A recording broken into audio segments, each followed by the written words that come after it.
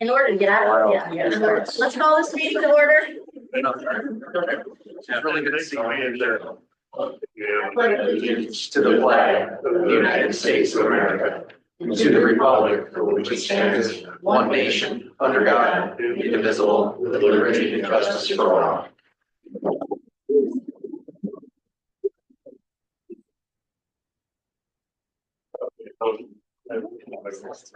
Oh, I know. Roll, can I get a roll call, please? Sure. Village President Hawkins. Here. Ms. Bruni. Here. Mr. Detlaw. Here. Mr. Morgan. Present. Mr. Cassini. Here. Ms. Worrell. Here. And Ms. Weedle. Present. Yeah. Do we have a motion? I have a brain fart. Do we have a motion to approve previous minutes dated April 7th, 2025? I will move to approve the minutes dated April 7th, 2025 as presented. Sure. I'll second. Yeah. Motion to approve the previous meeting minutes from April 7th as presented. Motion made by Mr. Morgan. Yes. Seconded by Ms. Bruni. Yes. Mr. Detlaw. Yes. Mr. Cassini. Yes. Ms. Worrell. Yes. Ms. Weedle. Abstain.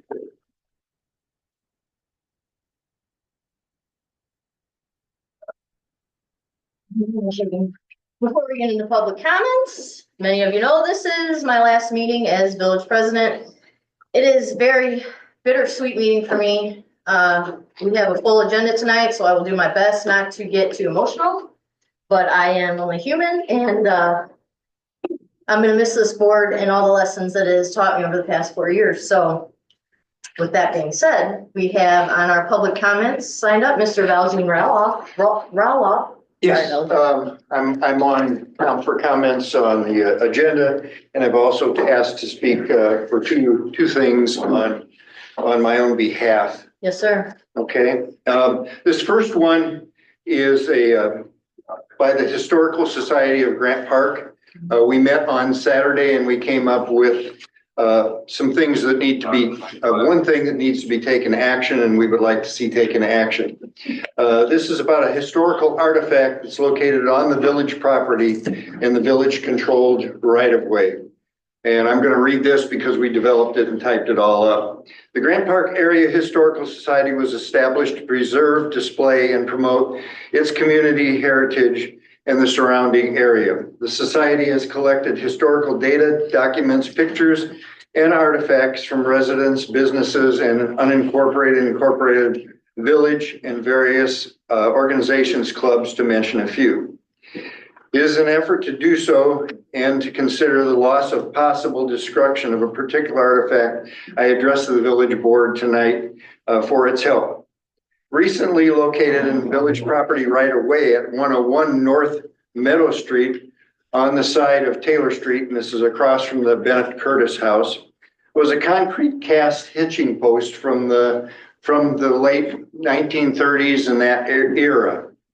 This artifact was struck by equipment of Surf Internet installers used to bury the fiber optic cable in the village. It was toppled, and I approached the homeowner as a member of the Historical Society and offered to remove the remaining post and underground supporting structure, offering to repair the break in it to the best of our ability and display it at the Historical Museum with credit to the homeowner as it would be previously located. Surf Internet offered the homeowner a relocation of the remaining undamaged portion of the hitching post to their property. The homeowner accepted this proposal, and the Historical Society supported this so that it would not be destroyed any farther. In the village, there are now 3 remaining hitching posts in the village within the village limits. There is one at 111 North Maple Street on the village property. That's a carved limestone hitching post in that area. To preserve and intact this artifact, the Historical Society is asking to take possession of this artifact, and we, the Historical Society, would remove it remount it, clean it up, and it would probably go down by the Point School rather than be placed in the museum. Furthermore, if acceptable to the village, until such removal could occur, the Historical Society requests that barricades be placed in due haste by the post to guard against destruction. It is also appropriate for the village to present a declaration to the Historical Society and a resolution to the Historical Society of such that it could be placed on the hitching post for display. And this is signed by our president of the Historical Society, Robert Sherman. And I'll pass out a copy of each one of these to the board.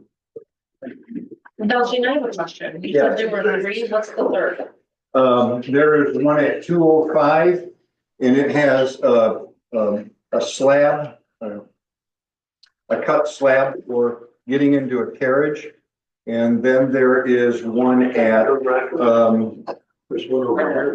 well, that's just the slab. That's just the slab. The one where Mulkowski's live is the other one. So it's a piece that looks like concrete when you pass the house. It literally is like a square little block. Okay. Hitching the tie home? Yes. Oh, Yes. yes. I believe ours still had a hook in it. Yes, So that was the one that was knocked over. that's, And they're all you on, said that's on. Something on here. oh, that one's on Taylor? Oh, Meadow and Taylor, across from Bedford.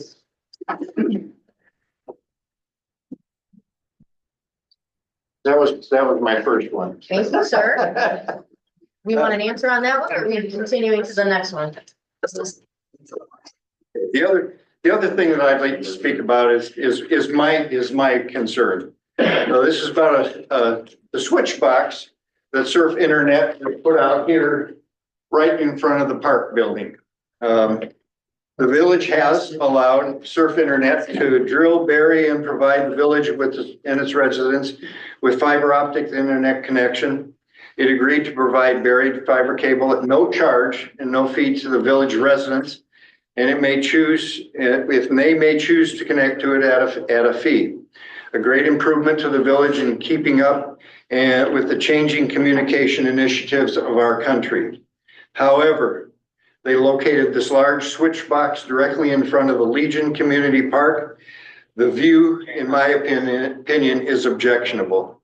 The switch box could have been located in front of the park's marquee, where the village could have landscaping around it, or it could have been blended in with the thing. And the village, of course, would have to give them access to do these things. Or it could have been located on the east side of the building over here with the landscaping that's already been provided there. More so than an obtrusive piece of monument set right in front of the park. It could also have been located inside the small fenced area over here by the electric pole, or any place around where that fenced in area is there that it wouldn't be as obtrusive. These are only a few of the many possible suggestions, making the equipment blend in with the surroundings. And I strongly recommend that Surf Internet and the village coordinate something to relocate the switch box in a more natural area of the village, as it currently, I see it as an eyesore right in the middle as you come into the park area. We have a wonderful community and a wonderful park in this, and I certainly don't want to see that it's degraded in any way, shape, or form. So that was my second one. My third one is, I noticed on the agenda, when I looked for the agenda at the Village Hall, that under first reading of ordinance 04225-1 permitting chickens. And I have been to most of the village board meetings and have not heard the village even talk about allowing chickens within the village and discussing that before any action was taken in changing an ordinance. And this also says that they're going to waive the first reading and go right into allowing for it. And I just want to know if everybody on the board knew about this, if everybody has received this ordinance to talk about it, that the agenda can be carried forward. So thank you very much. Thank you, sir.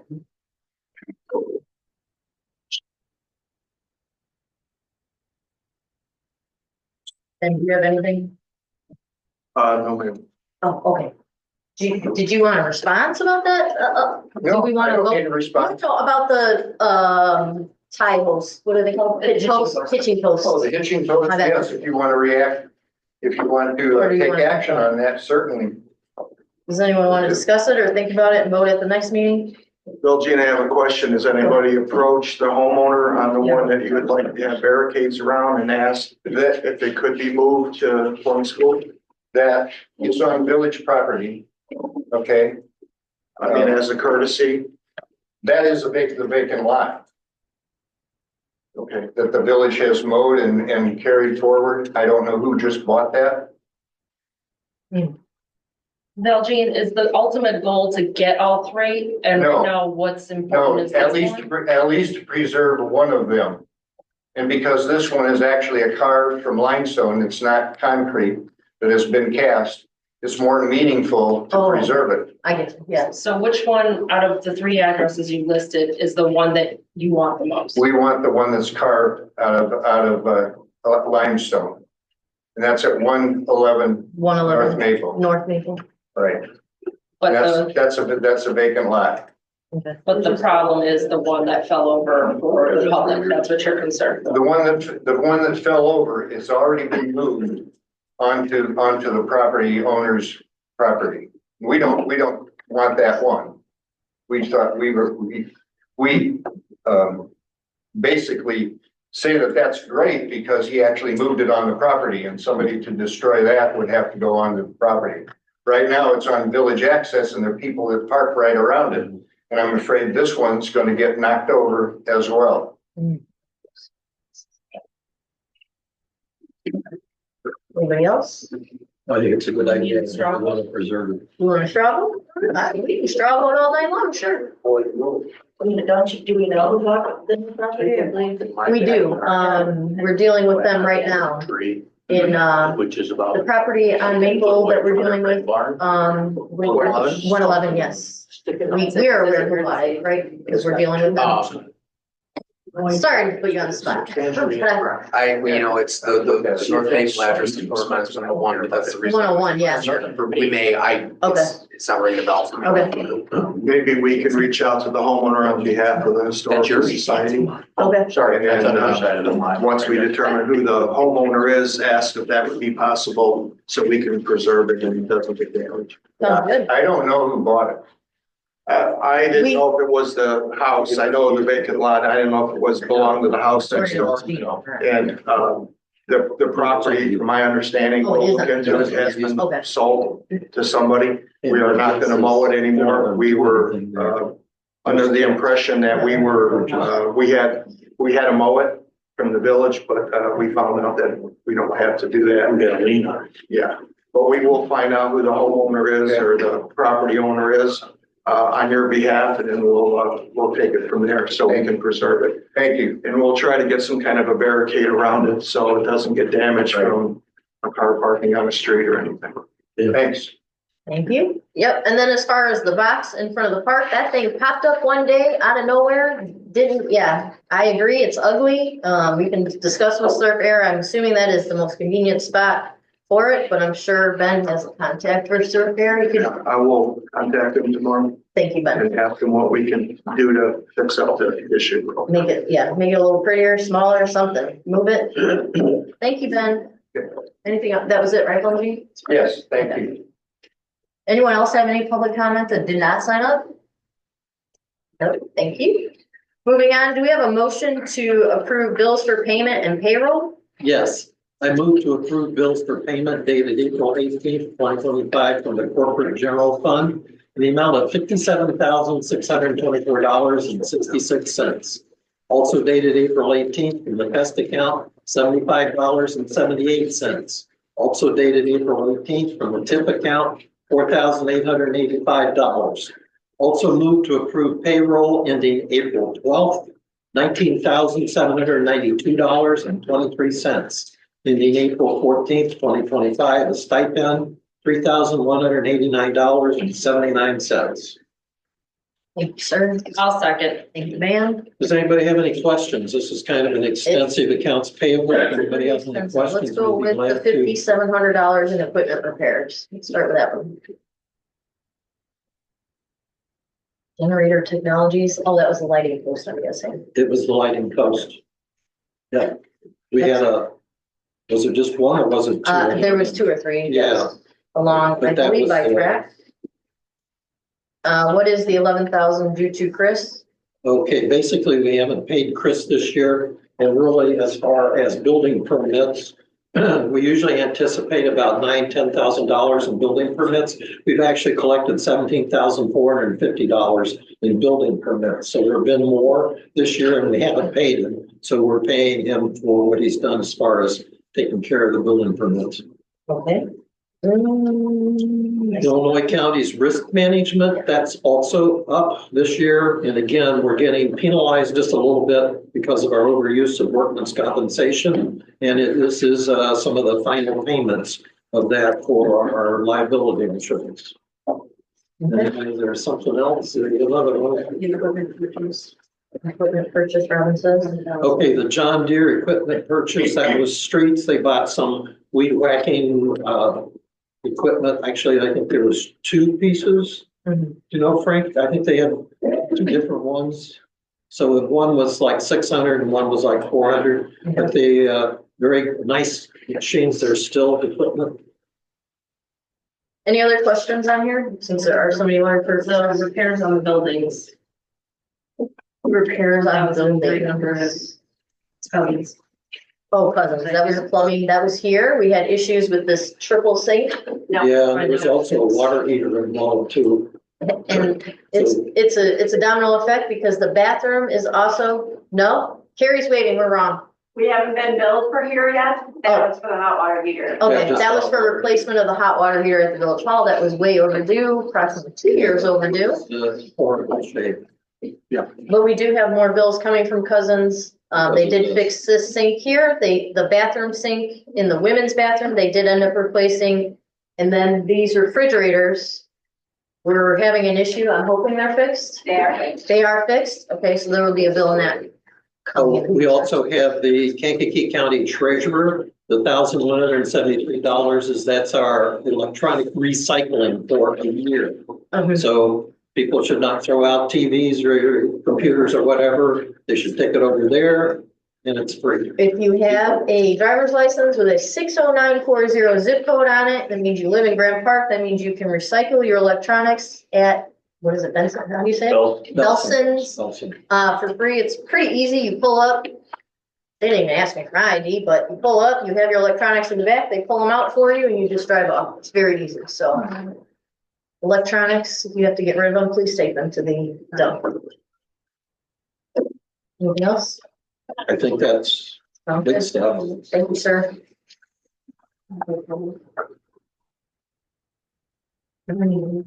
I don't wait on. No further questions? Nope. Okay. Motion to approve bills for payment as follows. Dated April 18th, out of the general fund, $57,624.66.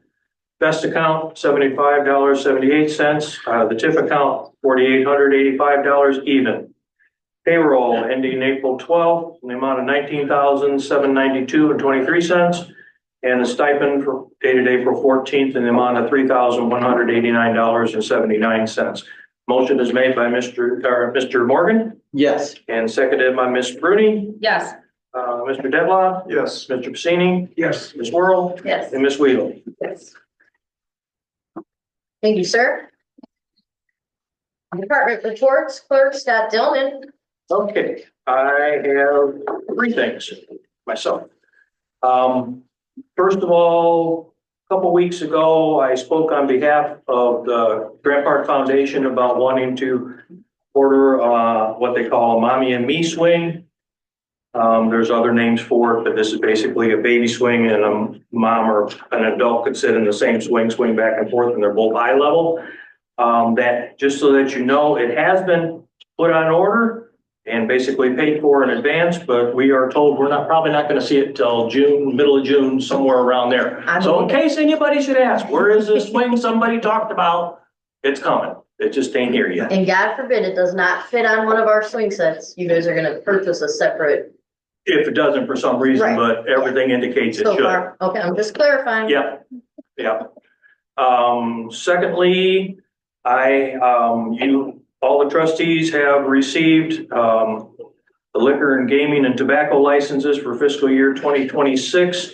There are two, one correction on the sheet that you have there. Dun-In has, submitted the paperwork necessary there, so they're off the list.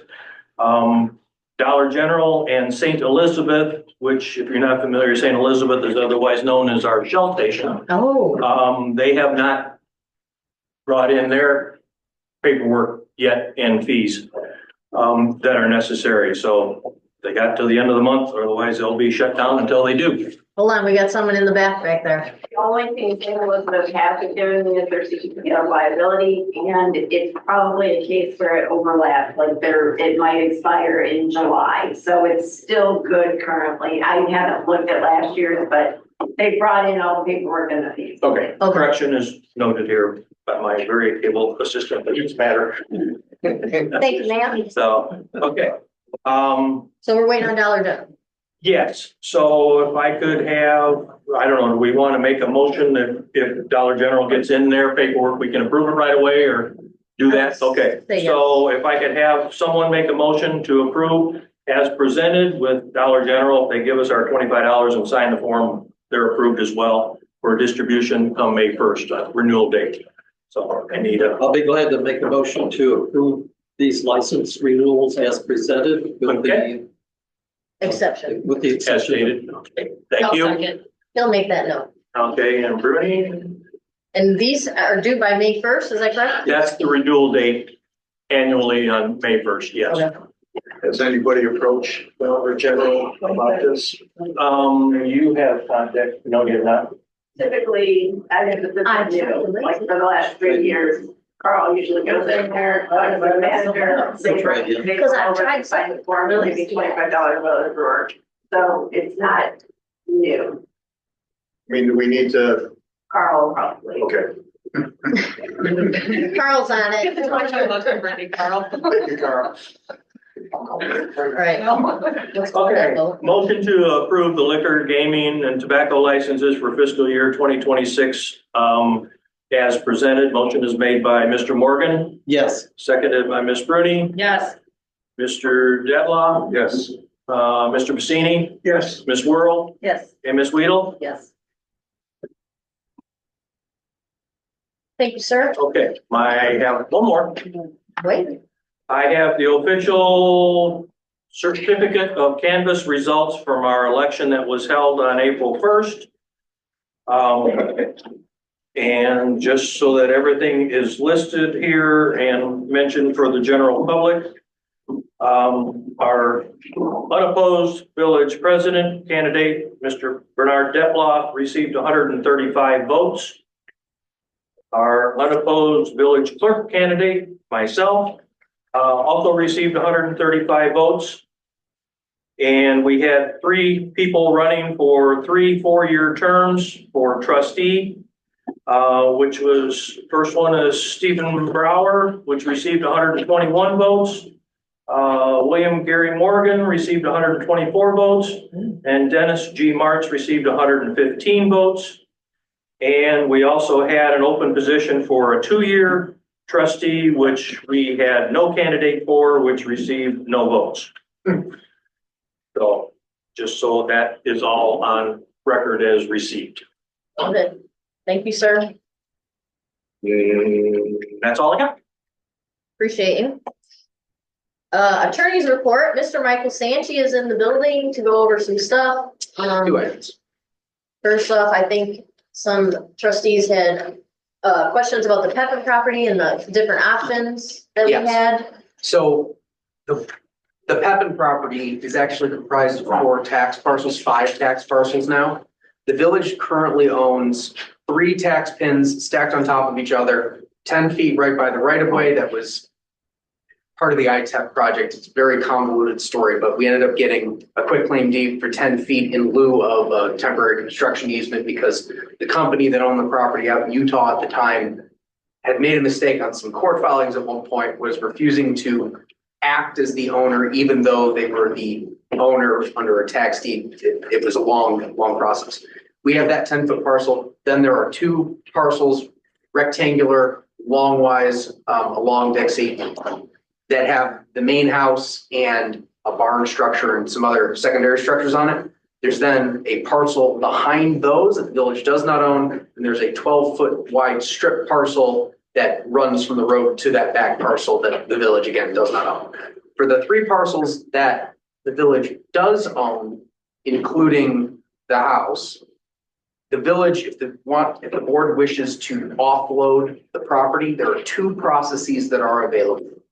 One is we can publish a notice and advertisement for bids and basically conduct a bidding process similar to how public works are awarded. And then the board can decide what bids are in the best interest of the board. The other process requires us to secure an MAI certified appraiser's report or a state licensed real estate appraiser's report. And then the village board can authorize the mayor, village staff, our office, a broker, some third party to market the property for sale, with the caveat that the property has to be sold for no less than 80% of its appraised value. The village most recently has spent money purchasing the deeds to the 2 parcels that have the buildings on them from the county. The total of that is in the ballpark of $1,500. But the village has, of course, spent money on this property before through code enforcement, through attempts at one point we were spinning up a demolition before we found out that it was going through tax sale for, I think, the 3rd time in 8 years. So there are other costs that need to be recouped. I don't have an exact calculation, but I think turning it around for $1,500 doesn't recoup the village's funds, whatever those are.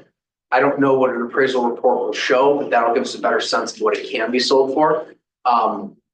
Generally speaking, the appraisal plus sale process is typically quicker, simpler, and less expensive. I don't know whether a public bidding process would generate more money. It does sound like there is, I don't know if it's significant. There's some interest in the property, though I think some interested parties have been focused on the idea that they can get it for really cheap. Mm-hmm. So what I'm looking for at this point is direction from the board as far as what the board would like to do so that we can start putting together the necessary paperwork and getting the process rolling. One of the main concerns with the property as it is, the village has gone on, as I understand, gone on and secured it. For a while, it was dangerous. It was open. There's a lot of damage on the inside of the building. It was a hazard, and it was a attractive nuisance to children. That has been temporarily rectified, but there's also some dead or dying trees on the property. It's owned by the village, so if anyone gets hurt on there or if something falls down, it's going to be village liability. And my understanding is the village would like to offload it. So what I'm looking for right now, it doesn't need to be a vote, be a straw poll. I just need direction as far as what the board would like to do, and we can start putting those documents together. I like the second option. Yes. If the board agrees with that, we can get it on the next agenda for the May meeting and vote on it and get the process going. I think that's our best option with the 80%. The first one, I agree with you. I don't think we would generate enough money from the sale of the property. I don't think or don't know what the property would bring. Our concern too is the liability issue with the business right next door to the east. And we have to be mindful of that, but then I don't want to get involved in spending money right now that we don't have to spend. So if that's agreeable to the board, I'll have it on the next agenda for a formal vote and we'll move forward with it. So as far as the process will go, what we can have on the next agenda is approval to engage an appraiser to take a look at the property. Once we have the appraisal report, we'll put together a resolution that authorizes the sale. We don't necessarily have to have a buyer at that point. We have to stipulate certain facts, size, location, use, zoning, etc. for the property, as well as the terms of sale. The way that we have typically accomplished this in the past is to write up a generic contract of sale with no buyer in it. Those are the terms. Anyone who's then interested in it will be presented with that contract. If there are modifications to it, and in any event, the contract then comes back to the village board for approval once a deal has been worked out. So first step will be commissioning the appraisal, and I can have a discussion with you offline about that. I have a couple that I know, unless there's some preferred local appraiser that the village board. We would take your advice. Okay, I've got good recommendations on that. We can put together a resolution to authorize that. That'll start the process. Probably the lengthiest bit of this is going to be getting the appraisal, because appraisers, sometimes they turn it around in 2 days, sometimes they turn around in 2 weeks, and sometimes it's a month and you're kicking them. I don't know why. But that's what we'll do. Okay. Maybe after the meeting, you could speak with Mayor Hawkins and myself. Yeah. We can talk about a few things, and we'll get this on the May agenda. If you would, the May 5th meeting, if you could be here for that meeting. Of course. And we'll get the process going then. Yes, sir. I have a question for you. The scope of this parcel I don't. is, was it 12 feet or however, where is Yeah. that running? Is that running off the driveway like we It's have? on the It's west on the other end. side, yeah. It's on the west end of the parcel, all the way out to the end. It's owned, or last I checked, it was owned by a Mike Watson. It's not the Mike Watson of Bradley. It's a different Mike Watson. I don't know why. That was- We've speculated that it was to get to the back Yeah, parcel, that's but why it was purchased. It was Oh. purchased to access the back. Otherwise, it'd be landlocked and there would be no way to get back in that last section. Actually, it was set up by the guy so the village wouldn't annex the property.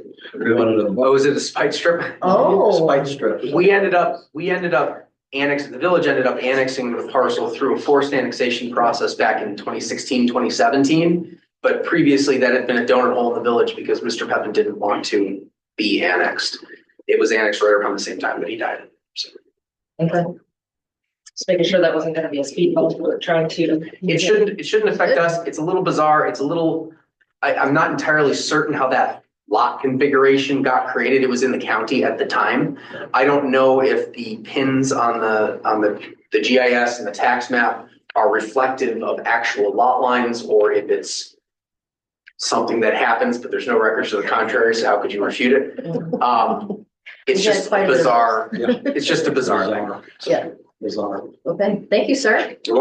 I have one other thing. Yes, sir. This is really just for information. The village received an inquiry by an attorney in town who's working on the purchase and sale of 2 lots on East Butler.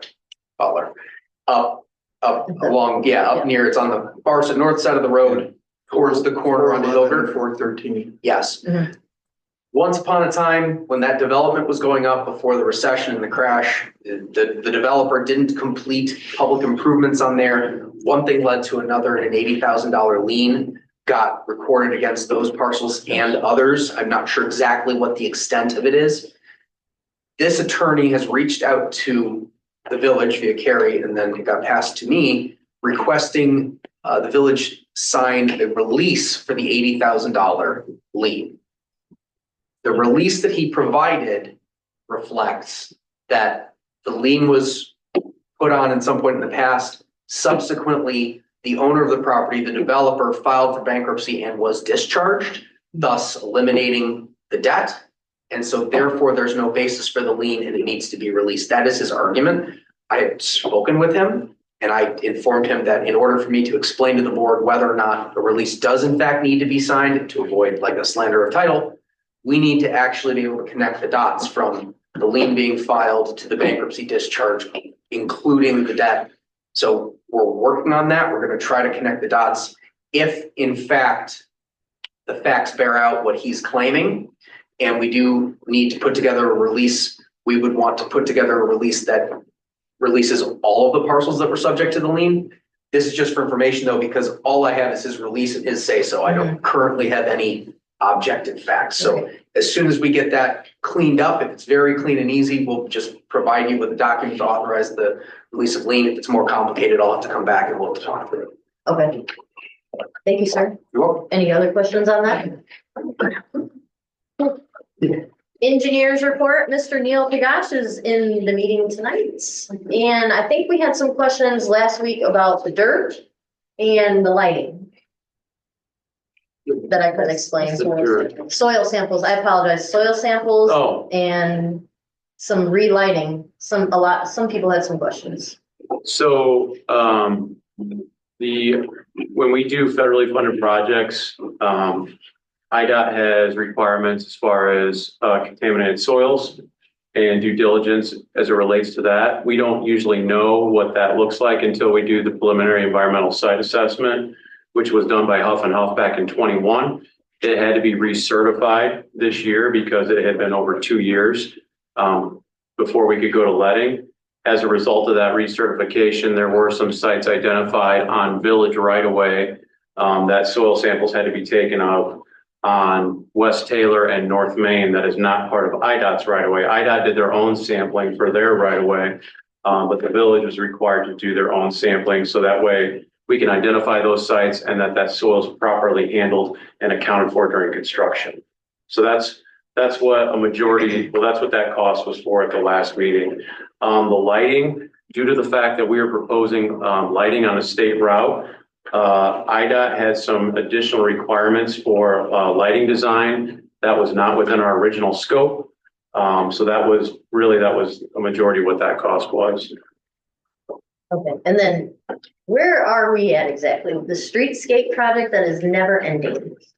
We are, Just saying. our goal is to be on the June 13th IDOT letting. So Okay. we're having some final back and forth with IDOT right now on some minor plan stuff. I did bring a copy of the plans as they currently sit. There might be some minor tweaks here and there, but nothing that's going to affect the scope. Okay. So if anyone wants to thumb through the plans, I brought them for everyone to take a look at. Appreciate it. But our goal would be to be on the June 13th IDOT letting. Once that letting's been had, IDOT will, since this is a state-led project, IDOT will issue contracts and a notice of award, and then they'll schedule a pre-con.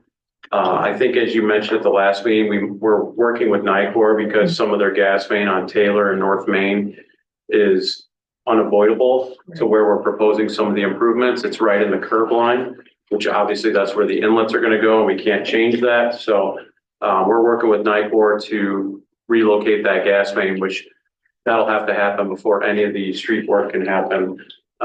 That is in the village right away. It's a municipal project, so that'll be no cost to the village Okay. for that work. So I had spoke with Neil on the phone concerning Essen Farm, Okay, and we're gonna address that. figure it out. Yeah, I so assume so. I explained the issue and we're gonna take care of it. All the landscaping isn't quite done yet. Mhm, So we're gonna make sure that's all taken care of. Right, and we haven't issued final payment on that I was gonna project say, yet we haven't either. either. So due to some of the utility delays, the contractors do some additional compensation on that. We're working through what that looks like. But that'll be in accordance with IDOT's contract requirements. We don't really have much of a say in that. So we haven't gotten a final payment to them yet anyway, so they know there's still some punch list items that we haven't even issued them a punch list yet, which we're gonna do pretty soon now that the weather's turning. okay, And then I told Ben we would have one of our field guys go out there and take a look at the issue he's referring to out there. So we'll Okay. get that all addressed at once. sounds good. Any other questions for Neil? So then if the letting is in June, that means you can break ground approximately maybe this year? I guess it depends what your definition of break ground is. If NICOR is doing work, is that breaking ground? I don't know, but Stay started. I know. It's one of those things where this is gonna be a very disruptive project to the businesses, so I don't wanna make Sorry, Ben. any false illusions about that. We spoke about it. It is gonna be a long project. It's only been 6 years, so we are gonna get started. Yeah. But I will approach the businesses and so they can rest assured that we will do everything the village can do in their power to make sure there's no disruption. Yeah, But with any project you're gonna do, it won't happen overnight. And it will be as quick as we can get it going, but you never know what you're gonna run into. Yeah, I think our goal would be if NICOR can get their stuff moved over the summer and we can start like early fall, okay, then maybe we can get a majority of the major disruptions done in the fall. So that way, maybe in the spring, they're paving. Okay. That would be kind of the goal, and putting the final touches on things in the spring. Okay. when the plant's open. So, It'd probably be on our best interest to see how the project goes instead of promising. Yeah. We might be done by spring. I've been agreed. promising this project since the Well- beginning, so. You're right. I mean, I don't want to overpromise and underdeliver, but at Yeah. the same time, while this is a big project, I really feel like they should move through it quickly once NICOR's out of the way. That's going to be the big timeline. Well, we'll make every effort to get information out to the community and I guess make it as painless as possible. But any progress is going to take time and there is going to be disruption and there's no way around it. So. Yes, And sir. we do have provisions in the contract for them to provide temporary access to the businesses via wooden ramps or whatever they need to do Okay, to get to the doors. So that is in the contract. So we'll make sure that happens. lovely. And then, yes, just a reminder, that is also an 80-20 split, correct, Grant? Correct, yep. Do we have an update on the park at all or no? We're working on the plans right now.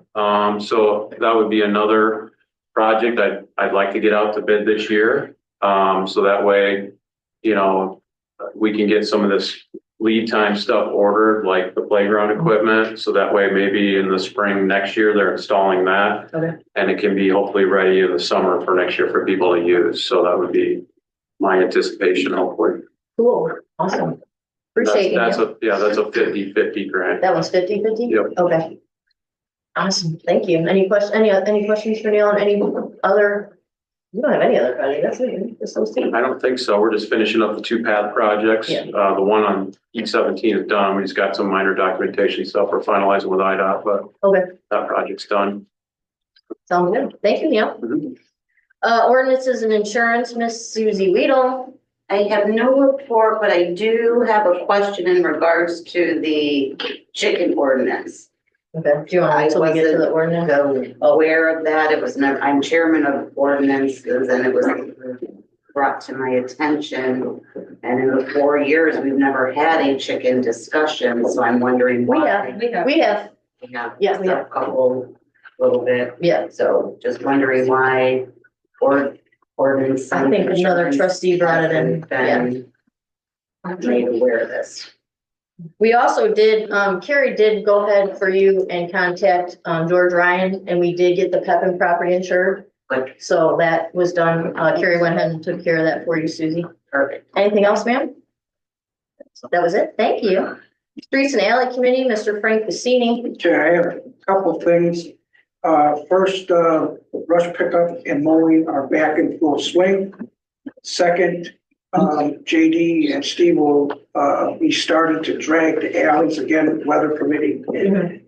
Just a reminder for residents, no one should be dumping grass clippings, dirt, or fire pit, charcoal grill, ash in the alleys.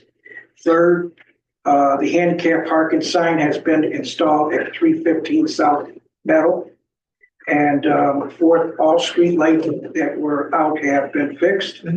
And lastly, all the fire extinguisher in the village buildings have had their annual inspections and are on code. Thank you, sir.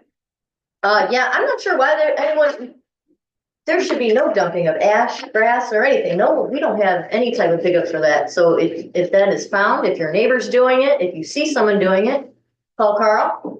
911 is okay in Grant Park. We don't have a non-emergency number. Well, we really do. We do, is it working? 465, Okay, 2151 is our non-emergency and 2131 goes direct to CanCom. okay, so 2131 directly to CanCom would probably be the best. Yep, Okay, yep. so 815-465-2131 is gonna go directly to CanCom. CanCom is the dispatch center for 911 for Kankakee County. So when you call there, they're not gonna know who you are. Just say, hi, this is Jamie Hawkins from Grant Park. I need to make a complaint. Can you send an officer over to 54 Lake Watauga so I can speak to them about my issue? And go from there. It's that simple. Don't go on Facebook and complain. Don't tear Carl through the, don't tear Carl to the coals because he's not doing it. We can only act if people let us know what is going on. So please feel free to call that number. Yes, sir. One thing with the handicap sign, where it was mounted, it said no parking, handicap parking, no parking here to corner. And it basically limited 3 spots there. So the lady asked my permission. She said, could I just like put tape over the from here to corner and just a handicap sign. So I gave her permission to do that. So it's just that particular spot, not all three to the corner. Right in front of the house, yeah, okay. Yeah, and again, that was for a nice resident who is in a wheelchair, lives on Route 1. So it was just easier for her to get in from the street. When there's parties at the community park, sometimes people would park along that street, so unfortunately, that resident couldn't get in there. It is not only to that resident, obviously, anyone who is handicapped or has a handicap placard could park there. We just would prefer if you did not. So, thank you, Frank. I have one Fine. question. Yes, sir. The street lights that were repaired, were those the village ones or the ComEd ones? They should have been ours. They're village. Okay, Yeah. so the ComEd ones were still waiting Those on are still waiting. them to Yeah, come around? Okay. yeah, that was Gentech out of Beecher finally came out. I told him, I got him in contact with Steve. We've had, I don't know, 3 or 4 lights out for the past couple of years. They came out and within probably a week, the lights were fixed. So thank you to Gentech for that. Finance Committee, Mr. Gary Morgan. Yes, the big Go ahead. thing today will be the budget for fiscal year 26, but before we start that, I'd like to comment on fiscal year 25 that we're just finishing. We started off a year ago thinking that the fiscal year 25 budget would be $40,000 in deficit, that the expenditures would outweigh revenues. And I just want to comment that I have revenues through April 18th, and we still might have some trickle in, but a couple of them, a major one was 41,000 that we got in revenue because of the workman's comp issue with the patrolman that was injured. So that was a big one. We'd only budgeted like $500. We got 41,000. I already mentioned building permits. The replacement tax is one that we didn't get as much as we anticipated. The replacement tax at the state office is going through all kinds of reworking how they're figuring the replacement tax. And so last year was one of those years that was a kind of a transition year, and we did not get what we expected. Real estate taxes, we did very well. We got a couple of $1,000s more in real estate taxes than we expected. Our sales tax has gone up. And income tax, we've gotten more from the state as far as income tax is concerned. Aqua Water franchise was less than we expected. And a couple of other things here and there, up and down. Bottom line, though, as far as revenues, we budgeted last year $976,850. We have actually received, as of April 18th, $1,041,295. So we've received more in revenue than we expected. On the other side, expenditures. The mayor's corporate office is right on budget. The clerk, we actually saved money with the clerk's office because we didn't have to codify any of the ordinances this year. The treasurer, Although we spent- do have ordinances that do need to They be need it. codified. We'll be Just- paying them Okay, fiscal year don't, 26. let's not make it seem like we don't have any. No, We we do have have some them, that but need to be just didn't codified. pay for them this year. As far as the treasurer's office, we did not pay for an audit this year because we've been having trouble with our audit. And we're a little behind the audit that we did get completed this year. We paid for a couple of years ago, so that was good. Corporate, we've spent a little more money in corporate, and I think some of those were legal fees. We've had some interesting experiences legally this year. We appreciate that, but it did cost more. Police went over budget too a little bit. Again, we had the issue with an officer that we were paying his salary because he was on duty, and we were also paying his replacement. So we spent more money with the police than we had anticipated. Park, we've spent less than anticipated, and the streets came in with a nice savings. Streets did a good job with their expenditures. So we expected to spend $1,017,145. We spent $1,036,186, and more than we expected. Okay, a year ago, we thought we'd have a $40,000 deficit. Today, we have a $5,000 surplus. So we're finishing FY 25 in good shape and way better than we expected. Okay, moving on to fiscal year 26. First of all, I'd like to call your attention to the cover. We have a nice drawing of the village hall on here. And I just want to comment, this drawing was made 40 years ago. We used it on our vehicle stickers at the time, but 40 years ago, a lady drew that who was pretty much unknown in Grant Park at the time. Her name was Deb Morgan. So 40 years ago. Deb Morgan drew that. That took a turn. She's better known today, I think. Okay. We appreciate the drawing. Go ahead. Yeah. Okay, moving on. We already approved the revenue budget. We did that in January. There is a change. The revenue budget that was originally approved was for the fest at $10,000. The fest committee has revised that to $18,776. So as part of the approval of the budget, we're saying we're expecting to receive more from the fest than we otherwise anticipated. So the other funds and the rest of the general fund, that's already been approved. Moving into the expenditure accounts, which is what we're voting on mostly for tonight. Again, I'm just going to go through these departments in the general fund kind of quickly. The mayor, 21,000, clerk, 7,980, treasurer, 18,400, corporate, 177,200, police, 534,924, liability, 7,250, streets, 222,500, parks, 23,000, for a total general fund of $1,077,064. And again, each department had input into how they were going to spend this as far as actually arriving at general ledger lines. And then moving into the other funds, sewer fund. And again, with the sewer fund, we've got money in the bank that was spent on the sewer back when we owned the sewer plant. And we put that into storm sewer improvements, but because it's in the bank, it's not a revenue, it's just an expenditure. So we show that on the budget as actually more money than we get back.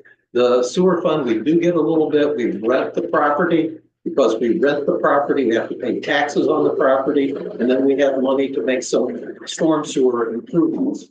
Motor fuel tax, 50,000, that continues. There is a police donation fund, best fund, as you can see. Rebuild Illinois, we haven't gotten any money from Rebuild Illinois for a number of years. We don't expect to spend any this year, but it's showing here because we did have it in the budget for fiscal year 25. The American Rescue SLFRF fund, we got $180-some thousand over a couple year period a few years ago. We spent it all in fiscal year 25. So that fund is not going to have any more money in, not going to spend any more money. So that's a zero. And we do expect to get from TIF at least $482,000. So looking at all the budgets, all the funds, our total revenue budget would be $1,660,854. Our expenditures, $1,663,729. I don't think I said that right. Okay, because we're taking some money out of the bank and because our revenues are in good shape, we expect to have a surplus in the general fund at the end of the year of $100. It's still positive. But it's still better than 40,000 last year. But all funds together, we have a projected surplus of $20,000. Again, we took most of that out of the bank, but $20,000 is what our overall. So before we go to a motion for this, did any of the trustees have any questions? And again, in your packet, why it has the backup for revenues and expenditures, all the things that everybody worked on. Nope, I think we're good. Okay, so I'd like to move to approve the proposed budget for this. Well, I'd actually like to move to approve the budget for fiscal year 26 as presented. I'll second. Thank you, ma'am.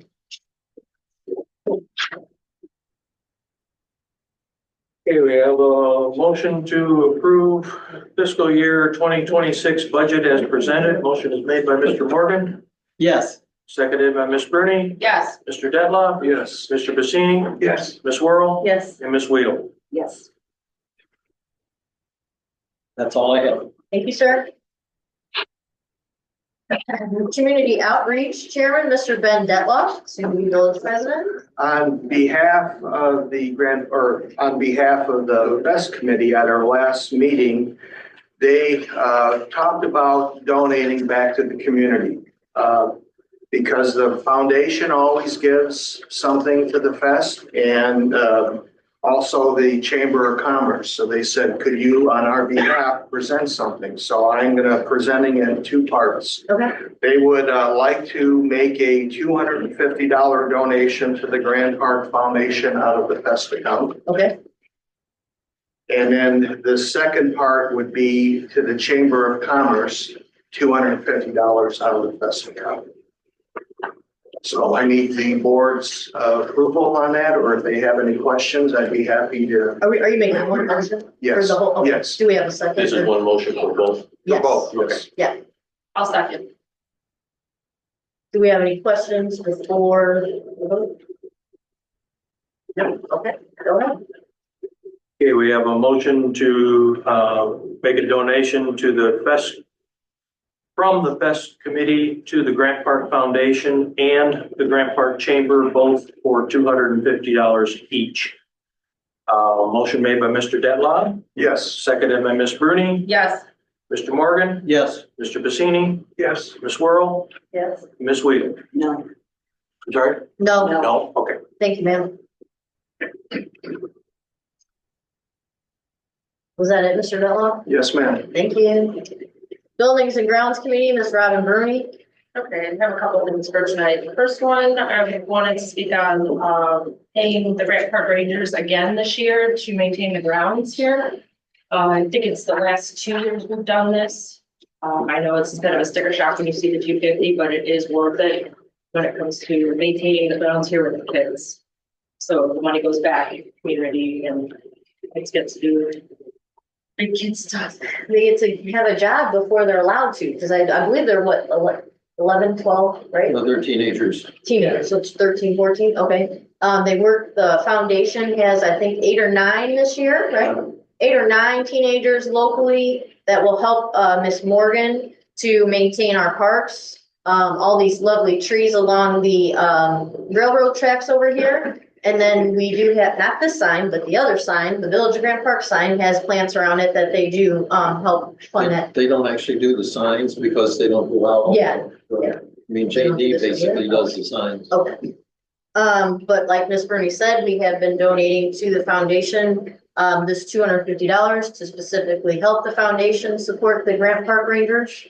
So it takes care of park here at Village Hall. Oh, the flowers at the Village Hall and all the plants, nice.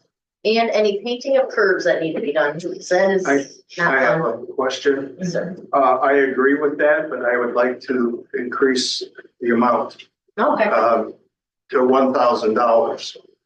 And that's simply because, as we just brought up, they secured the swing and a slide for 2 park locations, but no cost to the village and train. and the train. And the Rangers, I believe, are paid minimum wage.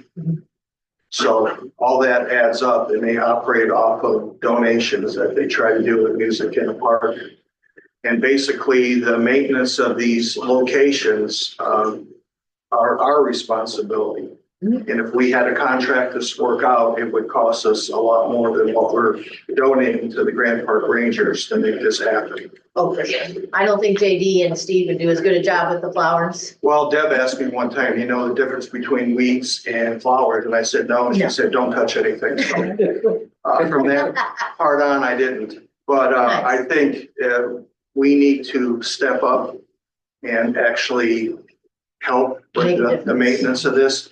We're not physically doing the work, but we're actually hiring or paying someone to do it on our behalf. I'll second, but Gary, can we do that? What? 1,000. The attorney's here. Can we change the amount or do we have to? Yeah. Okay. We can support that. Yes. Finance. Oh. I think the question was, does it work on budget? I didn't, I skipped past that. You got that money in the budget. Then I All right, so we're, yeah, Lots go of ahead. things you can spend it on. So you want to We revise? need a the new motion motion. then? Can you revise the motion, darling? Okay. Let's motion paying Grant Park Rangers $1,000 to help maintain our parks and Village Hall grounds. You want to put that under Ben? For the first? We're voting right now, We're gonna vendors. pay it out We're of the voting right, parks. yeah, It should be under your. under parks, buildings and grounds. Okay, so I have you making the motion. I don't have anybody making a second yet. I'll make a second. Okay. Thank you, Ben. Okay, we have a motion on paying the Grant Park Rangers $1,000 to help maintain our parks in the Village Hall grounds. Motion is made by Ms. Bruni, Yes. seconded by Mr. Detloff, Yes. Mr. Morgan, Yes. Mr. Pacini, Yes. Ms. Worrell, Yeah. And Ms. Weedle? only spent 100 units. Oh, I see, yeah. So it could come right out of there. Yeah, no, I see. Yeah, so for fiscal year last year, park improvements, we budgeted $2,000. We only spent $189. Right. So the $1,000 could come out of that easily, and not affect the budget. Just an FYI, sorry.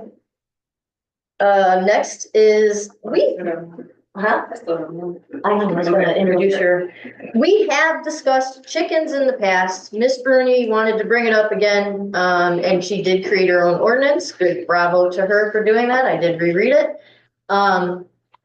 To have chickens in town, so I'll give it to Miss Bruni if she'd like to go further with that. First off, I have so much more respect for Belgium. Oh my, I just want to get that out of here. Oh my. So, okay, I know I've thrown a lot of information at you guys, and this isn't the first time you've heard this conversation out of my mouth.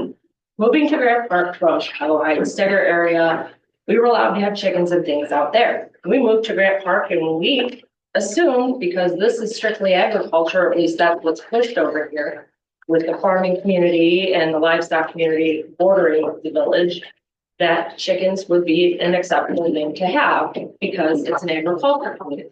I was floored after we had had chickens for at least a year before they caught on to us. One of the officers actually had walked into the neighbor's yard doing their usual for some reason. I think it was actually like an insurance thing that they needed to be there. And unfortunately for us, noticed the chicken. This had gone to adjudication. We had to come in and obviously explain what had happened and why and what we were doing about it. And we were heartbroken that we had to get rid of our chickens. But what I was most angry about is moving here to the agriculture and not being able to participate in any of it. And this was hard for my kids to learn. So when I stopped and I looked around to see what all the other communities surrounding us are doing, they're all moving forward. And they are moving forward when it comes to allowing the backyard hens only. I have read here at least 6 different ordinances that have come from Bradley. I did Bradley allowed chickens? Bradley, Mantino, Village of Wheeling. Now, a few of these are not close here. I wanted to pull from more of the more congested towns up north, Wheeling. I have Glencoe. This was Diamond. I'm not too sure what they're at. That's Shiloh. And like I said, Mantino, but Mantino is a little bit different where they actually allow horses as long as you have so much acreage with your property. And this one was the kicker. Park Forest allows apiaries, which are bees. You can have 2 hives in your backyard and chickens, which really made me angry considering they are way more congested when it comes to people. As so I feel we are doing our community a huge disservice by not allowing our community to participate in this type of agriculture, especially for our kids. We have 4-H now. Mr. Stat has been pushing for the FFA in the school and has been championing that all the way with the kids, and they are doing an amazing job. And if we push this ordinance and get this done, he can do things within the school system where they couldn't before, which then branches him out into bigger things that these kids can participate in on the FFA standard. This also will bring in more of the kids from inside the village to the 4-H club where they can participate too. So that is why I brought this to us to look at again before I'm done with the trustee position, to please look at this and decide what you want to do. I know there's a lot of question about coyotes. Will the coops bring in more of the coyotes? No, the answer to that is it will not bring in any more of the coyotes that are out there. If there's coyotes here, which we've heard, you can stand outside at night and hear them, they're not gonna bring in more droves just because you put a chicken coop in your backyard. It's not like they have this huge sense, just this chicken coop. They actually, there are studies, and they're from Chicago, and I have thrown it in your packet, where the coyotes come in for the stray cats. They follow the cats too. So we've already got the problem with the stray. Yeah, plenty of cats. Yeah. So it's not like what was brought up for that part. I do have in your packet the CDC for the poultry, and it's just the basic one that gives you the tips and tricks on how things are supposed to be done for chickens. Like chickens, you cannot have just one. They are animals that have to have more than one as a flock. So I propose that we allow up to 6, which is actually a smaller amount than most of the communities around us too. They go up to 8 to 10. Right. Obviously, no roosters for obvious reasons. They're loud and aggressive. Yeah. And then I also put in there specifications for coops. Yeah. So I don't know how many of our trustees actually had time to read this. She did send it to me early, so I did get to read it. There are quite a few rules in here, very strict rules, that if someone does decide that they do want to have a chicken coop, they have to follow the guidelines as far as coop. Miss Bernie has defined coop, and what was the other thing? Coop and I don't know where it's at. pen, Pen, chicken coop, tracker. all the definitions, the amounts of chickens, the CDC guidelines for it. Health insurance. I mean, are there any questions? And I did, I Yes. think I saw you had to have a permit and you pay a fee every year. You pay a fee every year to be able to keep and maintain your coop once it is approved by the village. I know. So you apply, is this the application? You'll apply to get a chicken coop. You have your name, your address, a copy of the attained ordinance that you have read and understand. And then you have read and understand the CDC guidelines. I'm just reading this for you. Thank you. CDC guidelines. And then you would not be able to, on the bottom here, it would say, it says you would not, you're gonna pay the village $25 a year to maintain your chicken coop, keep it in pristine, shape, right? Yes. This also eliminates, and I'm sorry to say it, but anybody that is renting, you are not allowed to have chickens. I'm Sure. sorry. If you This do is not own single your family property- only at this point. Obviously, we can branch out from here and add that in if this works well. If it doesn't work, we can go a different route, but the thought process behind this is if we keep doing the same thing over and over and we don't change anything, but we want change, but we don't change, this isn't gonna work. So if we try something and it doesn't work, that's okay. That's okay. Then we can go back and put it back the way it was, but at least we can say at the end of the day, we tried it and this is what happened because we tried. Mhm. I like it. So Yes, Mr. Brower. Are these chickens pre-range? no, they are absolutely not free-range. They are in a pen, they are in the coop, and those are the specifications within. You have specifications of the coop. What size coop are you regulating it to? Where is that in here? I'm sorry, yeah. I saw it somewhere. I wrote it down. It's okay. Once you get up here, your mind goes blank, girl. I'm telling you right now. I gave them a copy of my. Thank you. Thank you. A question in the audience. Yes, Mr. Veldhuizen. Yeah, I'm assuming then, or I understand that you've written an ordinance for this particular, for Grant Park? Okay, and so it's being presented, so that would answer some of your questions. Yeah, it's following the notes. And who's going to check the chicken coops for pristine conditions? This is one of those things where it's on a honesty basis to see how this is gonna go. Obviously, if you see something like we've been saying, please call in and say something. So that's how we are approaching that. Here it is. Structures housing hens shall provide not less than 10 square feet per hen. No coop shall exceed 60 square feet. Pens built to house and contain hens shall exceed 100 square feet. All coops, pens, and chicken tractors shall be constructed to withstand natural forces such as wind, rain, snow, and extreme temperature conditions. All coops, pens, and chicken tractors shall comply with all the specifications stated. No, here for confinement on your question about free range, under, number 4, confinement, all hens in the village shall be kept at all times with a fully closed pen and coop that complies with the subsection. Hens shall not be permitted to run at large in the village during daylight hours only. Hens may be temporarily kept in a chicken tractor, which is under definitions, and returned to the fully enclosed coop at night. Any such chicken tractor shall be located at all times in the rear of the yard, in accordance with all structure location restrictions provided. No fully matured chicken shall be kept in any residence at any time. That's very good. Under maintenance and sanitary conditions, Ms. Bruni has put all pens, coops, chicken tractors, buildings, structures, yards, and or enclosures in which hens are kept shall be clean, sanitary, and free from all refuge and waste. All chicken refuge or refuge? Okay. All chicken refuge and or waste shall be properly disposed of and cleaned in a sanitary manner. Refuse? Uh-huh. I'm sorry, should that be refuse? Is it refuse? My bad. Should be refuse. I'm not the best reader. It is very detailed. Ms. Go ahead, Bernie, Mr. you want to introduce so everybody knows in section 8 about the slaughtering of Yes, chickens? the miscellaneous regulations. All chicken feed for hens shall be kept in a sealed container that is waterproof and rodent-proof until put out in small amounts for consumption by the hens.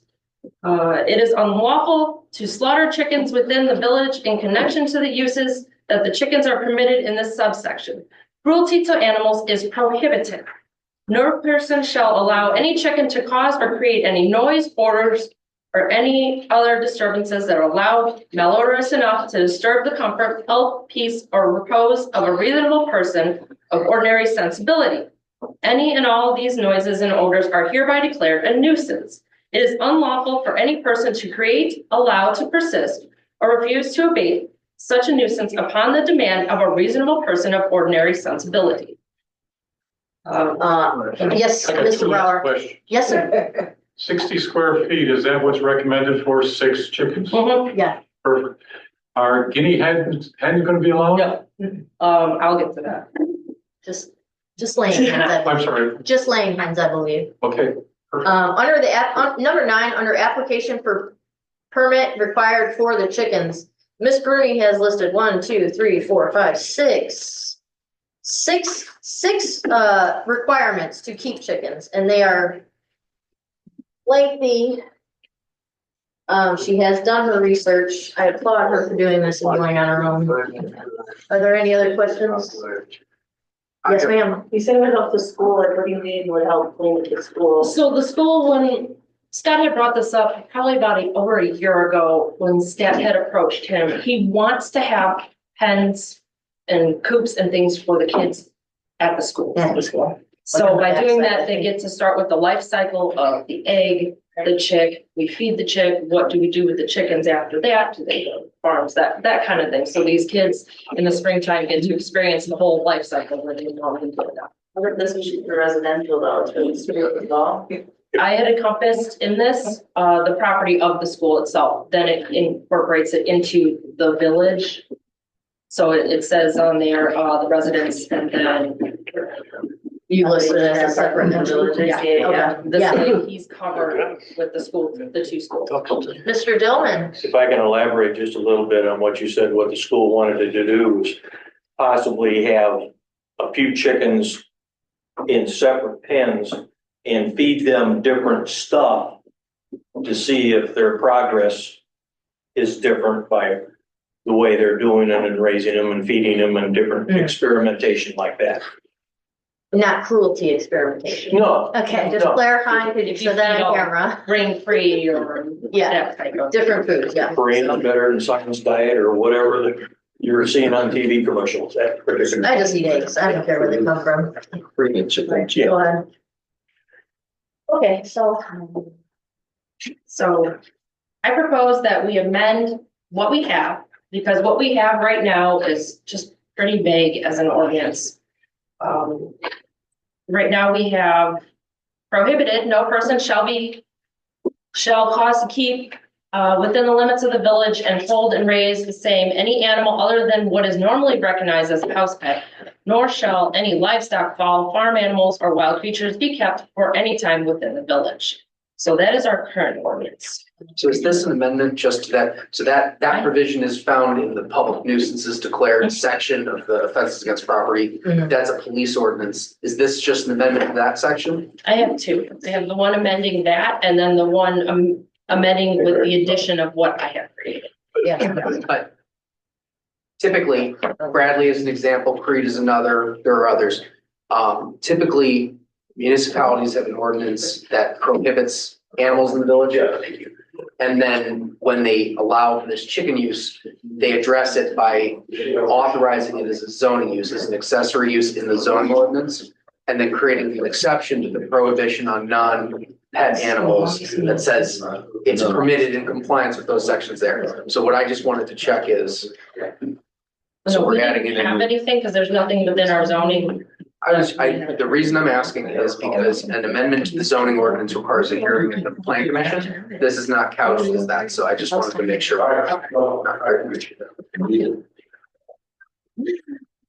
Yes, sir. I just want to comment, now that you read that original, ordinance, I recall why that was made, and if you'd like to visit about that, or you may know. Why that original ordinance was created. 1974. 74? Yes. Yeah. Oh, well, then I was wrong. Okay. Thank you, John, for trying though. Good, Ben? I'm just referring to you because you're the next president. Oh, I had the opportunity earlier to read both packets, and I think it's pretty thorough. Very. I don't have a thought either way. Okay. If this was presented to me, everything is covered here. There isn't a question that I could come up with to say, what about this? The only thing, I actually have a copy of what the state would require if we approve this, what has to go through. And Scott looked at it, and it's basically anything that we would amend. What we'd have to do would be provide a certified copy at the village hall. He also takes, the village clerk makes a memorandum of the date of passage and publication or posting, which we don't have a paper, but we're allowed to put in the village hall. And then we have to file with the county clerk, which is pretty basically what we would do with anything. I don't really have all the information's in front of me. I had the opportunity to read this earlier, and I think it's very thorough. Now, I'm not going to say that I'm going to raise chickens in my yard, but if I had any questions about it, it's all answered here. Yes. And I think some of the questions I have heard this evening was number of chickens, no rooster, how they're going to be taken care of. You're not going to be riding your bicycle down the street and look and someone's slaughtering chickens in the backyard. So, and I knew the school was interested in having a more of an egg program where they can actually see by having this. And then if we didn't include the school, then it could be challenged in court. I think, Mr. Sanchi, wouldn't that be correct? If we didn't allow the school, even though they're in the village proper, we only let the residents have it, but not the school? They could try. I don't know that they would have a clear, for a police ordinance like that, I don't know. It's possible. You can indict a ham sandwich. Well, I don't want to go that far. No, but certainly not. Michael, you can indict a ham sandwich. Okay. Anyway, I don't have any questions.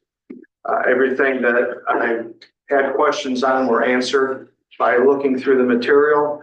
And then in the packet also, I don't know if anybody had the opportunity, but all the pluses and minuses of market results, bird flu, everything that you could possibly have a question on. So if, for myself, if my mind wasn't made up before the meeting, after I read the material, my mind would be made up and I'd say it's all been answered. Yeah. The board would have to take it from here. It's just my thoughts. Yep. I motion that we amend the ordinance. I looked at it, because I typed, I can't remember what I'm doing. So the ordinance with Title VI, Chapter 1, Article 2, Section 9A, Animals of the Code of Ordinances of the Village of Grant Park. Your motion. Second. Thank you, sir. Okay, motion to amend ordinance 6-1-29 animals subcategory A as presented. Motion made by Ms. Bruni, Yes. and seconded by Mr. Morgan. Yes. Just a moment. Yes. Just to clarify, this is a motion to adopt ordinance 04-25-2 or both, or No, it's for the first one, to amend the first one So, to, to adopt this ordinance? to enter in Amend subsection A of 9129 animals. so that it would read, after fowl, it would read, except that chickens may only be kept as explicitly permitted by, 425, I believe it needs to be 2. Yeah, Understood, but just for clarity on the minutes, it's a motion to adopt this ordinance 04-25-1, which is amending, which has the Yes, effect of yes, amending. correct. yes. Thank you, sir. So you're gonna need a second motion for the second ordinance. Yes, yes. Now you got me confused. Oh, boy, write it down for him, would you? It's a, Because the motion was for 6-1-29 animals subcategory A. yes, It's the ordinance. That's what I was doing, but you're bringing up the 4-25-1, which is the next one. Oh, that's, You need a different ordinance number is so what we you need the need. 1 and then the 2. Thanks, Beljean. Yeah, this is ordinance 1, so this is 04-25. so on the agenda, discuss and vote to amend ordinance, I think is a descriptive category. The action items are ordinance 04-25-1 and ordinance 04-25-2. I think that's a typo. These are up for first reading, so you would need to do a motion to suspend the rule first. Good try. All right, go ahead. So the motion is to suspend the rule, and that's what we Suspend the rule, right. Motion to suspend the rule, then we need a roll call vote, and then we need a motion to adopt the ordinance. Okay, we're on the roll call vote. Go ahead, Scott. No, Oh, we did it already? no. I'm sorry if I'm ignorant here, but I'm still confused. So what is 04-25-2? That's the next one with the actual chicken. That's gonna be the actual chicken ordinance. So the one that says first reading is ordinance is 25-2, Correct. and the one that we're doing the 6-29-9 is, Sorry. The agenda's wrong. Yeah, the agenda Correct. is the same number twice. okay. Because I was building the 2. I'm sorry. They'll figure it out. So. No, I'm Dave, glad for you my- caught that because I did not know. Okay. Okay.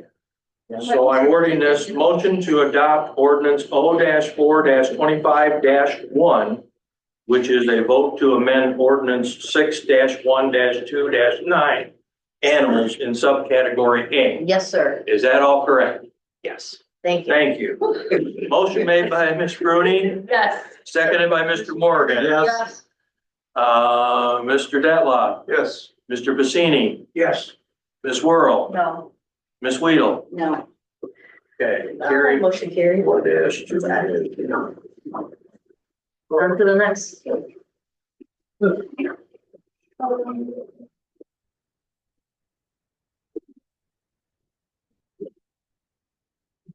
Okay, so this is, or the same, To adopt. Motion to So, adopt. well, so it's a motion to suspend the rule and adopt. so would that be my Ordinance. wave? Yes, for 25, I don't know how you guys have Let typically him done say it. it. Some municipalities do 2 separate motions, but there's nothing wrong with doing a single motion. Suspend the rule, and the rule is the rule requiring 2 readings of an ordinance. Suspend the rule and then, bring it to adopt. Adopt. And the thought process of suspending the first is to expedite this for the schools. So they can start. Understood. making- And one, back to the previous vote, the mayor has to vote on that as well. Suspension of the rule requires 2/3 supermajority, which requires 5 out of 7. So that's something you would have to vote on. I vote yes. Okay. On this last one we First just time I ever did. got. On the previous one, and 4 was insufficient to carry because of the 2/3 Okay. supermajority. I wrote one time. That was a lie. This chicken. Yes. It rarely comes up, but we follow Robert's rules here. Oh my God, audience, we're almost done, I swear. Yeah, Robert's rules comes up at your last meeting. I know. I think it was my first and my last one. So now we have to have a motion. He's getting his stuffs in order. He's getting his chickens in order. Yes.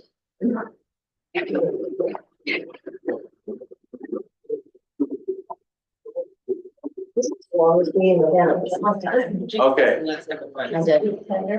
All right, go ahead. So, Motion to suspend and adopt ordinance number 04-25-2. And I've handed him the form of the title. So that ain't even wrote on. No, it's the second reference to 04-25-1 is a typo. This is the last line before law enforcement committee.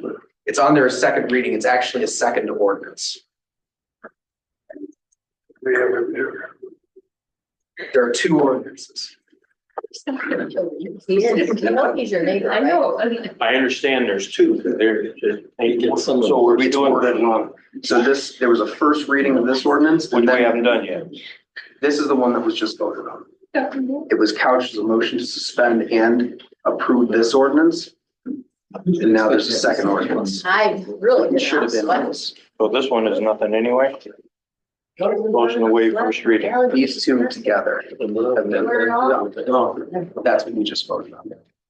No, we just voted on this one up here. Yes, this is I all. know. The 6-1. So these are all, these three lines are all one? Yes. Okay. I'm sorry. Hey, Scott, when you've got the minutes done, if you want to send it my way, I can look at them. Okay. So now this is the last line, second reading ordinance 04-25-1. Should have been on there as first reading. Okay, so when I type this all up, this 04-25-1 is moving to amend the ordinance 6129 and first reading to abolish first reading or waive first reading and, okay, all in one. First reading of 04-25-2. That's all one thing. I'll send you an email I don't know. with Okay, my understanding. okay. You got it So right now? now, you Motion, made the by- motion for the second? I did. do we have a second? Second. Okay. Knowing.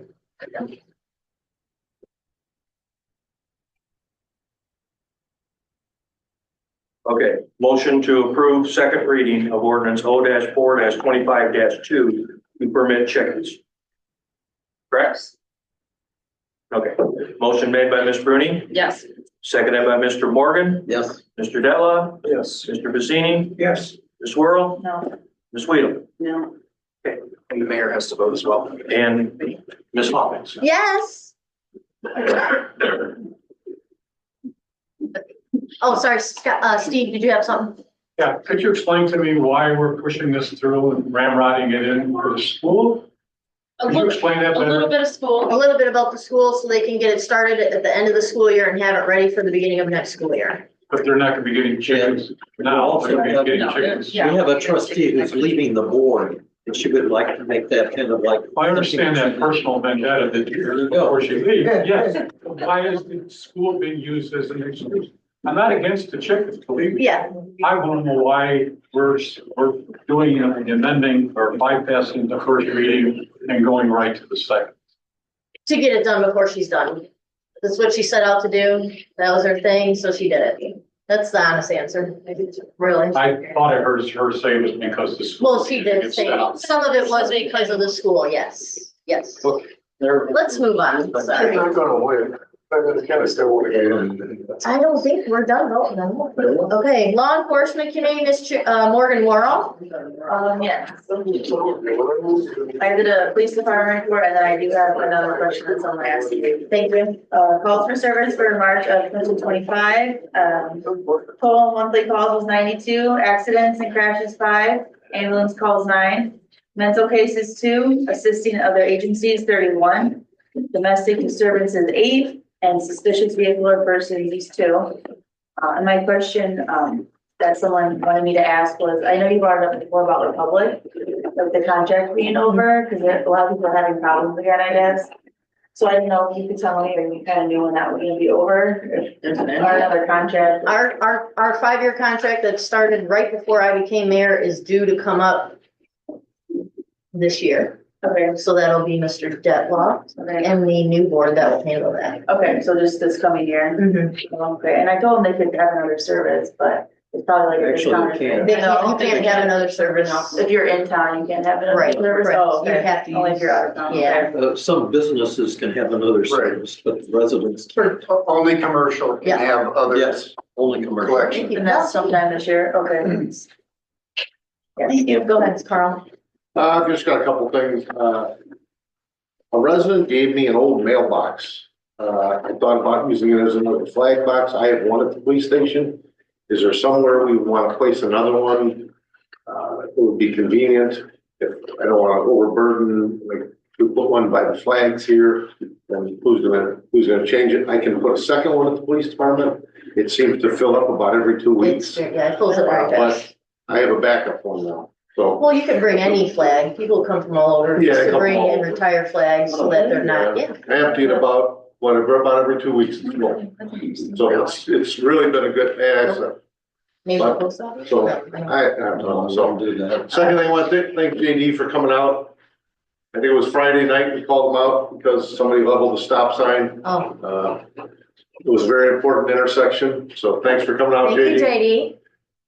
JD. Third, something everybody asks me all the time, and I don't really have an answer for it. Cats in our town. Oh, God. Cats are running amok in our town. They're everywhere. Our contract with animal control does not control cats. If we deal with cats, we have to pay extra to animal control. I don't want to do that because we've got a lot of them. There was something, I guess, on Facebook about somebody trapping cats and this and that. I don't have an answer for it because we have no ordinances controlling cats. I don't know how we would control them anyway, so I just want to throw that out there. I get those can speak complaints, I on have no that, idea. actually. I don't have a solution, but I have a comment. We have a homeowner on Maple Street that provides shelter in their garage and feeds them.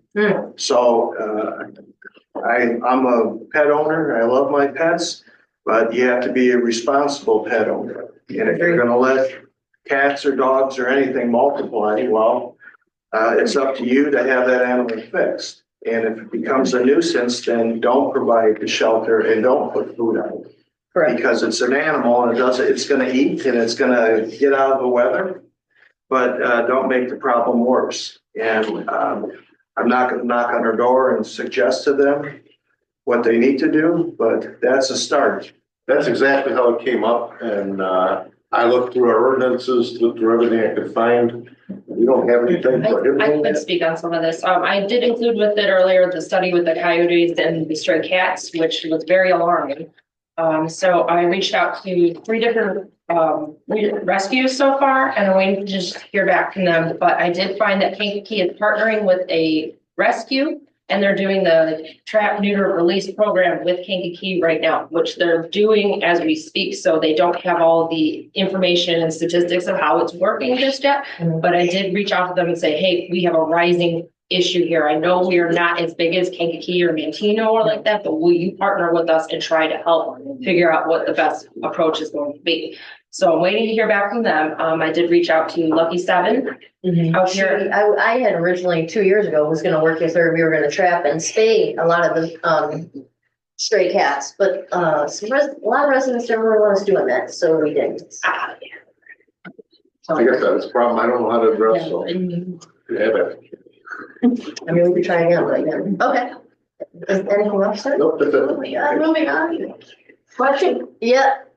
Yes, ma'am. Can I comment to that or no? Sure. Okay, so you guys made this ordinance for these chickens and you can only have 6. Can't you do the same with these cats? They're feral cats. Yeah. Okay, so I have a comment, I piggyback off that, Yeah. so Okay. you know who the resident is. Yeah. And you are suggesting that it would be a good idea to go knock on their door and tell them if you're going to continue to feed these cats, you should. However, we're not going to do that. We're just gonna let them multiply. No, in the past, And then you're gonna send neighbor over there. who No, in the does that, past, and then now- we have approached, the homeowner and suggested, because it's still up to them. I can't say it's their cats.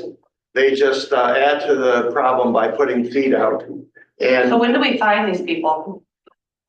At some point, when do they get fined for We don't doing this? have- Just continue to feed stray animals and let them. But run amok? as a community, I can't prove that's their cat. It's just that You just said they're providing shelter in their well, garage, they and they're do, feeding but them just because they put feed out there, we don't have a village ordinance saying. in their you can't garage. put- Well, they The feed do, is inside of their property, well, not it's- outside in their yard. the feed is on the outside, village sidewalk. and they open the garage up for shelter.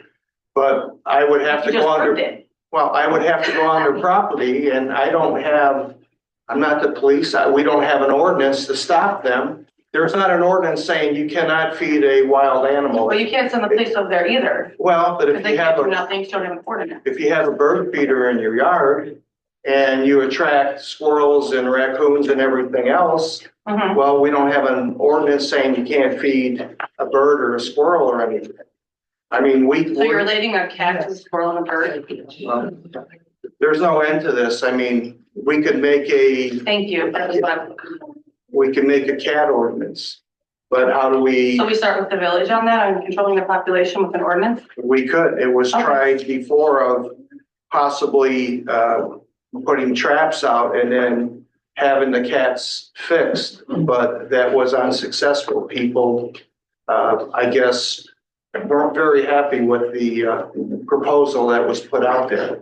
And we're trying to come up with a solution, and it's hard to come up with a solution that everybody agrees on.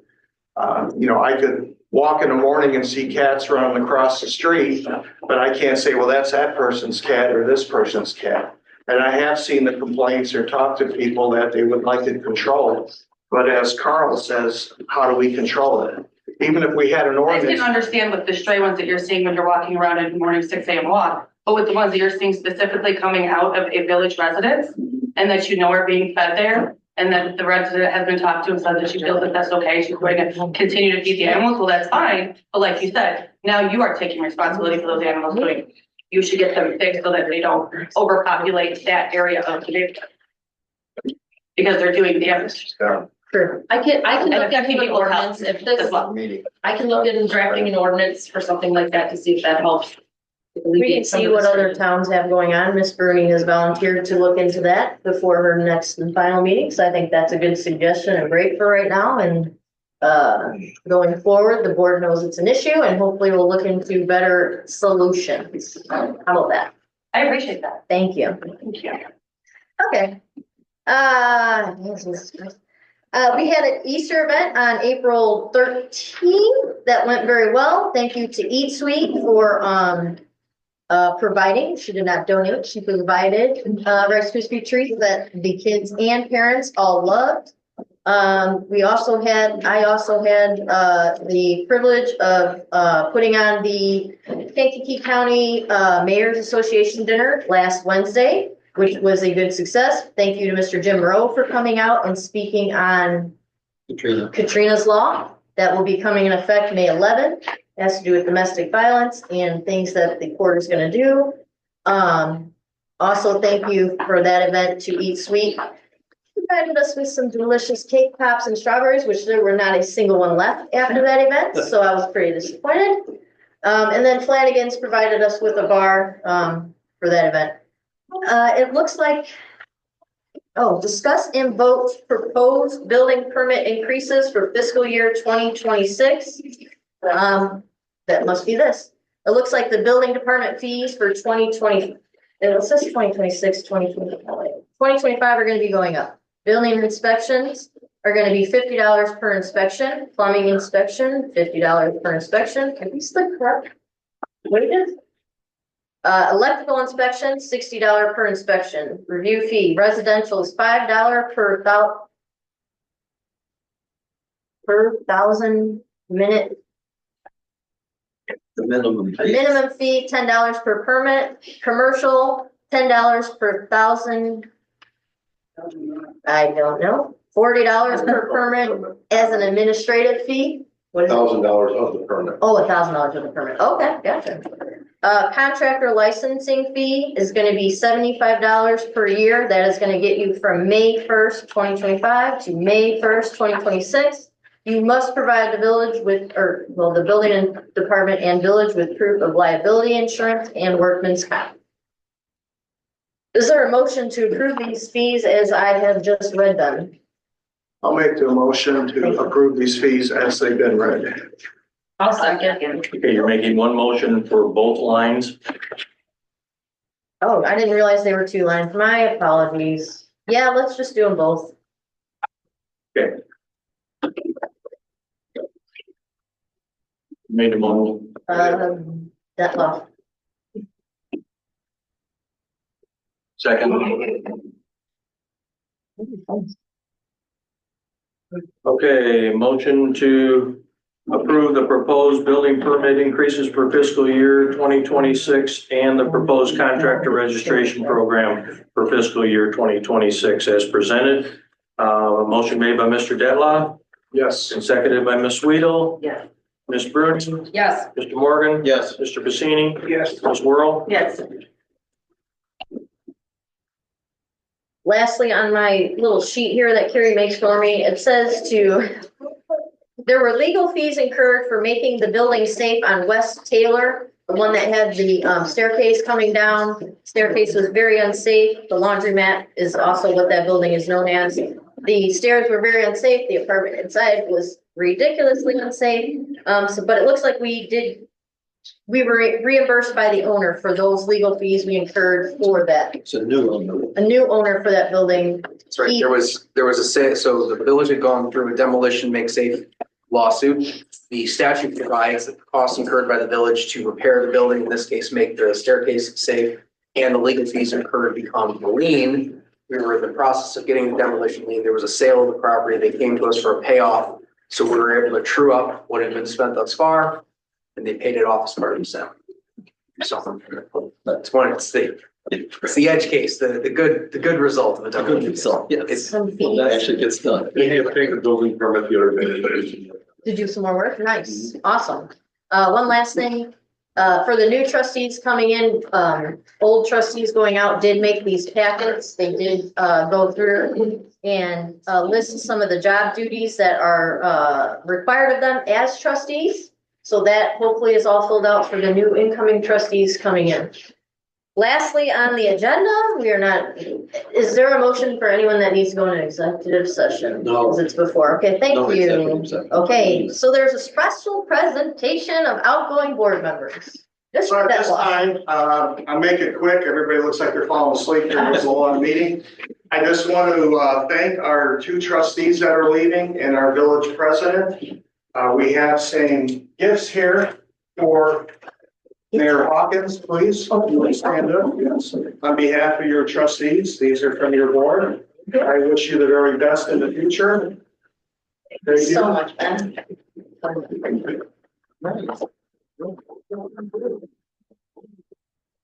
very much for the past 4 years in the village. We appreciate your hard work.